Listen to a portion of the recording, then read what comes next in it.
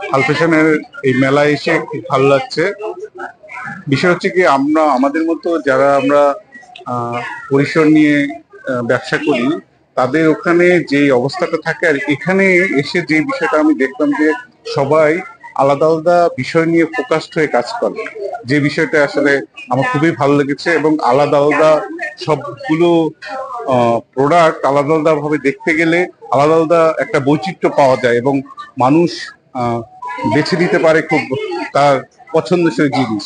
এই জিনিসটা আমার অনেক ভালো লেগেছে এবং উদ্যোক্তারা সবাই মনে হয়েছে যে তারা ফোকাস, যে আমি এই বিষয়টা নিয়ে করব বা আমি এই সাবজেক্টটা নিয়ে গ্রো করবো বা আমি এই এই এই বিষয়টা নিয়ে কাজ করব।